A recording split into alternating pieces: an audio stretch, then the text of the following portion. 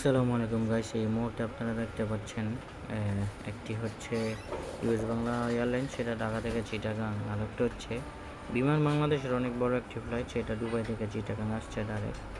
এখন আছে আপনার চট্টগ্রাম আনোয়ারাতে আছে, কিছুক্ষণ পরেই ল্যান্ড করবে এটা। তারপরে হচ্ছে এখানে চিটাগাং থেকে ঢাকা আছে, এখানে আরেকটা আছে। তারপরে এখানে আছে আরেকটি ঢাকা থেকে সাজা, ইউএস বাংলা অপারেট করতেছে, ঢাকা থেকে সাজা যাইতেছে। তারপর এখানে আরেকটি আছে ইস্তাম্বুল থেকে ঢাকা আসছে। তারপর আর কি কি আছে,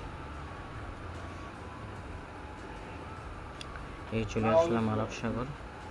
আরব সাগরে আসার পরে এখানে বড় একটি ফ্লাইট দেখা যায় ঢাকা থেকে জেদ্দা, ঢাকা থেকে জেদ্দা যাবে ফ্লাই। দুবাই আছে, কলকাতা যাবে, এটা এয়ার আরবিয়া দেখা যাচ্ছে।